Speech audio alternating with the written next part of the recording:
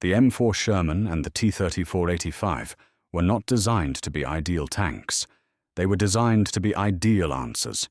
Each one answered its army's real problems with the tools it could afford, the crews it could train, the fuel it could move, and the terrain it had to cross. In a war decided by relentless operations and logistics, the winner was not the most impressive machine on paper, but the machine that made winning easiest for its side. In the next 20 minutes, we will prove that claim by following a strict route. We begin with context so that numbers have meaning. We build each tank in front of you, piece by piece, like a crew chief walking the line. We then run a user test, not in a lab, but in the heads and hands of the crews. We make two hard comparisons to keep us honest. We put both designs to work in two field examples where choices had consequences. And at the end, we extract one design lesson that travels far beyond tanks. This is not about making legends bigger. This is about understanding why the workhorses won. To understand the Sherman and the T-34-85, we must start outside the tanks. Think in terms of ecosystems. Doctrines tell a machine what it is for. Factories define what can be built. Rail lines and roads define what can be delivered. Climate and soil define where a machine sinks and where a machine sings. Crew training and maintenance systems decide whether a tank is a weapon or a parked promise. Mid-war reset is the key phrase. By 1942 and 1943, the major armies had learned that war at continental scale is not a tournament of prototypes. It is a long-distance relay of fuel, parts, and trained people. It is the daily grind where a tank does not merely fight. It starts, it moves, it talks on the radio net, and it can be fixed without begging a miracle from the rear. In this world, success favors tolerant designs that accept rough handling, rough roads, and rough fuel. It favors turrets that traverse even when power is low. It favors engines that forgive cold mornings and crews who must learn fast. The American and Soviet ecosystems were different, and so were their answers. The American army would fight through ports and hedgerows and villages, ride long road marches, and rely on a vast supply system that could deliver fuel and parts to units that trained with radios and artillery and aviation on call. The Soviet army would push across enormous spaces, often on poor roads, sometimes with little road at all, in weather that punished both men and machines, and it would do it with simplified maintenance, robust field repairs, and crews rotated into formations that needed their tanks to keep moving. When you see each tank through that lens, the design choices make sense. We are not asking which tank was abstractly better. We are asking which tank was better for the war it had to fight. We start with the Sherman, mid to late war.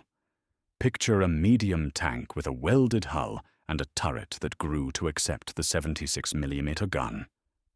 This tank lives in an ecosystem where the road march is routine, where radios tie a platoon to a company and a battalion to artillery and air, and where crews expect the machine to behave on demand. The hull layout is clear. The engine pack sits aft, accessible with panels that crews can open without a ritual. The suspension and tracks are designed for road miles and predictable service. The turret carries a stabilized gun. The stabilization is not a magic trick. It is a tool that tames small motions and gives a commander the confidence to take short shots fast. Optics are serviceable and consistent. The interior is cramped because all tanks are cramped, but the work positions are logical. Ammunition stowage improves as the design matures, the routines for safe handling get better, and the crew can stand up a gunnery cycle that works under stress. Now build the T-34-85. Imagine the original T-34 reshaped to take a larger turret ring and an 85mm gun. This is a field-friendly machine. The hull is a study in sloped armor. simplifying what must be thick by making it smart. The running gear is built for bad roads and no roads. The interior is not a lounge. It is a fighting space that prioritizes essentials. The big change here is the turret. 3 men have room to work.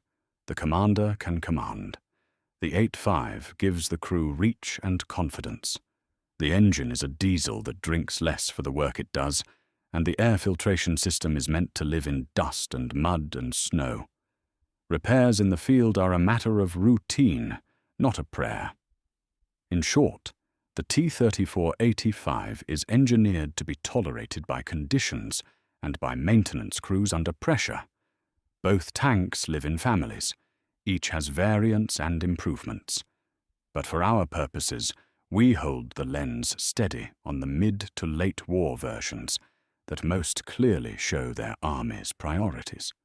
We will not chase every sleeve detail. We will keep to the parts of the machine that shape how it fights: the frame, the power, the gun, the optics, the radio habit, the suspension, the interior workflow, and the way a battalion can count on the tank to be there tomorrow. A machine can be measured. A machine also can be felt. The user test is how a crew meets a tank on a damp morning before a move, or on a sunny afternoon when they are told to take a ridge. We run the same cycle for both tanks because fairness demands symmetry. We will start both cold. We will drive each on a rough road and a wet field. We will run a short gunnery drill with 2 targets, 1 static and 1 crossing. We will call in the platoon net and pass a contact report. We will clear a small halt for maintenance checks and get back on the move. Sherman first. The crew climbs in. Habit takes over. Switches, levers, checks. The engine starts with the expected personality. Warm-up is predictable, and the gauges tell a story the driver trusts, because yesterday they told the same story. On the road, the Sherman rides with a comfortable steadiness. Their track and suspension behave in a way that lets the driver think about the platoon, not about each rut. Off-road, the tank does not dance gracefully, but it is not dramatic either. It is a known quantity. The turret hums where power traverse is available. When it is not, a trained crew keeps the ring moving. The gun cycle is disciplined. The stabilizer is not a showpiece, it is a helper. It holds the sight picture long enough to get shots out that might otherwise be lost. On the net, the Sherman is not alone. It is part of a radio conversation that carries orders and information both ways. Now the T-34-85. The crew knows the drill because the drill is simple by design. The engine responds like a partner that accepts rough hands. The driver may wrestle more with the road, but this is a machine that was built for the bad road. Off-road, it feels at home. It is a tractor that learned to fight. The turret is bigger than before, and that matters. It means the commander can be a commander again. The gun is a step up from earlier versions, and the crew feels that in the way targets fall inside their responsibility. Radios are there. The net is there. The command style is different, but real. Maintenance halts are not failures. They are part of how this machine survives long distances on poor infrastructure. Filters are cleaned, track pins are watched, adjustments are made with tools that a field shop carries as a matter of course. First impressions, then. The Sherman feels like a machine that wants to be part of a team. It is at its best when it is a node in a network. The T-34-85 feels like a machine that wants to keep going. It is at its best when the map is large and the roads are not. The Sherman's mobility is road-biased in a way that fits its war. It is a disciplined marcher. On steady surfaces, a battalion of Shermans will arrive, fueled and organized, ready to coordinate with artillery and infantry and engineers. Reliability in that environment is excellent. because the whole system, from depots to drivers' seats, expects to keep these tanks running. The benefit is operational tempo through road nets that support the broader plan. The cost is that the machine shows a little less joy in deep mud and broken ground. It can do it, but it will do it with care. The T-34-85's mobility is terrain-biased in a way that fits its war. It is a field runner. On mixed ground, with edges of road or no road, the machine is at home. The suspension and tracks are built to accept the abuse and keep going. Reliability in that environment depends on routine field care, and the design leans into that. If crews do the simple tasks, the tank forgives the hard tasks. The benefit is momentum through bad country. The cost is that road marches at high, sustained speeds are not the tank's favorite discipline. It will do them, but it prefers roads as interruptions between fields rather than a diet. What does the platoon commander feel? In the Sherman, a sense that he can plan timings with confidence and expect radio ties to keep the formation coherent even under friction. In the T-34-85, a sense that the formation will not be stopped by terrain that would make staff maps nervous, and that maintenance pauses are part of the rhythm rather than an exception. A tank's armor is not just a number, it is a shape. The Sherman mixes vertical and sloped elements, accumulating protection through layers of design and later improvements. The T-34-85 doubles down on slope, extracting more value from each centimeter by making the enemy's shot work harder. In practice, both are medium tanks. Neither is a heavy bruiser. The goal in both designs is to avoid being hit or to be hit on terms that minimize damage. Gunnery tells the other half of the story. The Sherman's evolution to the 76mm gun gives it a safer reach against the typical targets in its lane, while the stabilized platform gives crews an advantage in getting early shots on target, especially in short halts and rough moves. The T-34-85's main gun grants confidence against the late-war threats it expects to meet. Optics matter, and both tanks offer workable sighting. Traverse speed affects reaction time. The Sherman's powered traverse is a daily gift to gunners and commanders. The T-34-85's traverse is sufficient and durable, with crews trained to make manual effort count when power is not available. The bottom line is that neither tank was designed to stand and trade like a fortress. Both were designed to find, to flank, to coordinate, to keep moving, and to apply force where it breaks plans, not hulls. Tactics are how designs become results. We will not ask the Sherman or the T-34-85 to be what they are not. Instead, we will put each tank in the fights it does best and show how commanders assembled the pieces around them.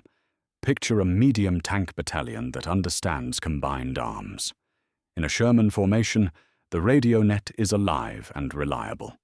When a platoon leader says contact left, the company net knows what that means, the battalion net can involve artillery, and the air liaison can mark targets or deny roads.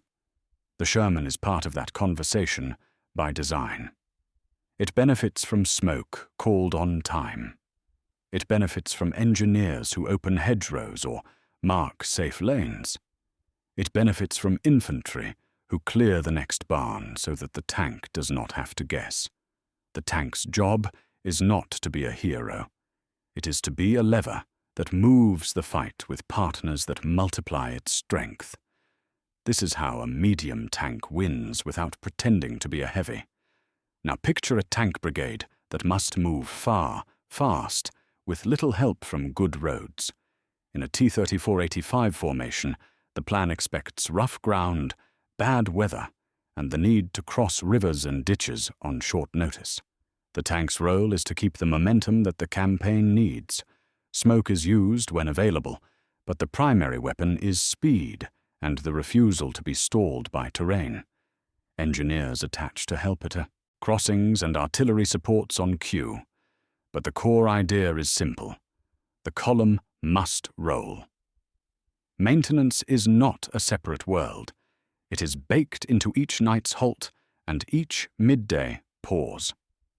A filter cleaned at the side of a muddy track is as much a weapon as a shell.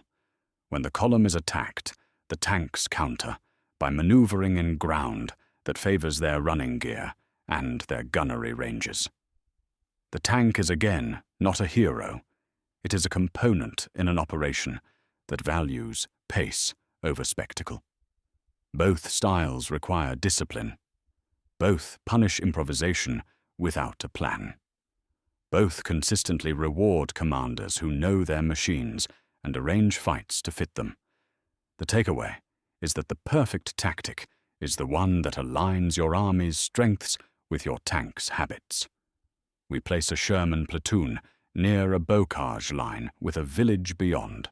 The mission is to push to the village edge, secure a crossroads, and hold until the infantry can pass through.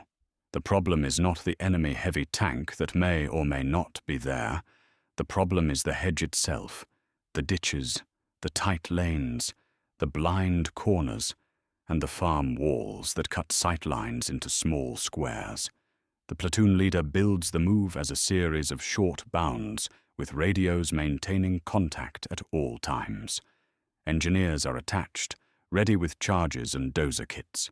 Artillery is briefed, smoke available on short notice.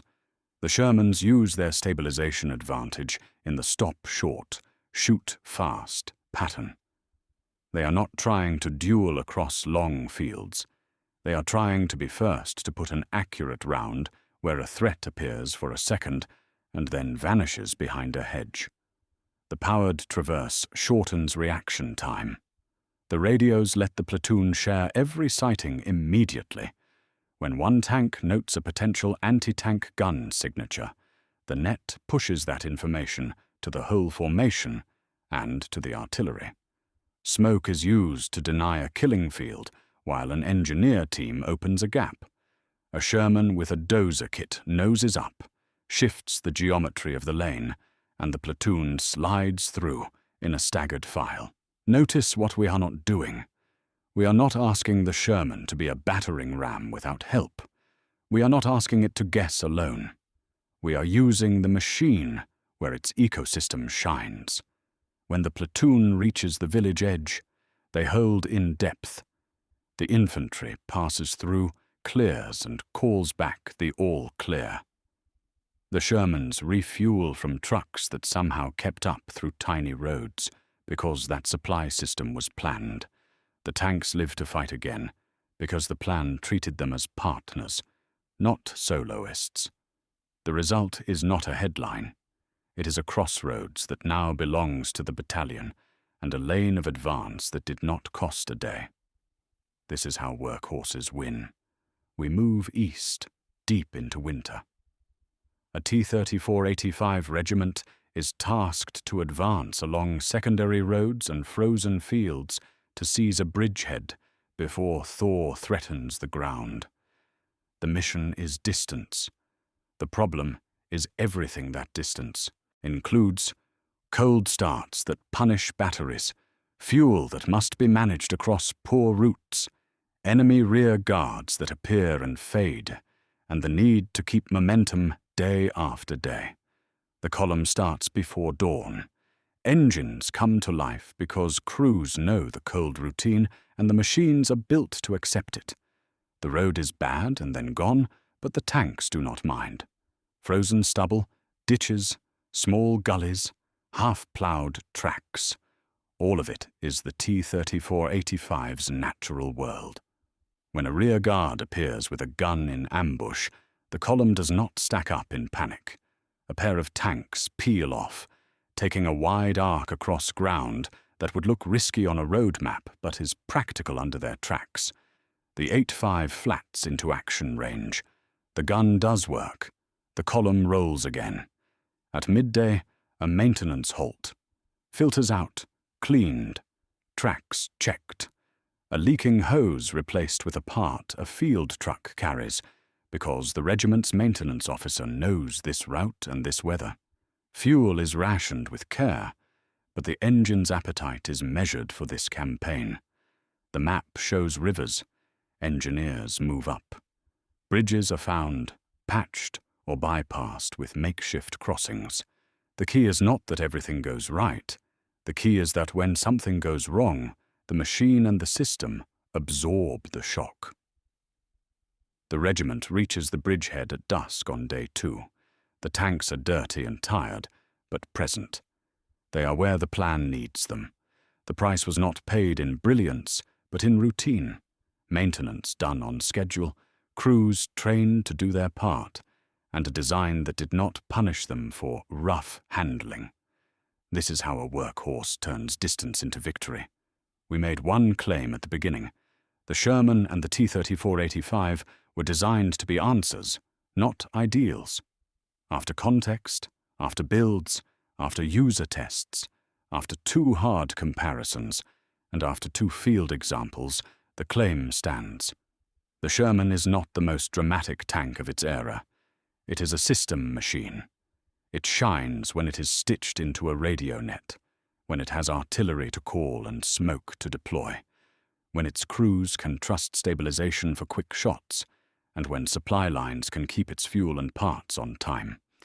It wins without fanfare by enabling combined arms to work as intended.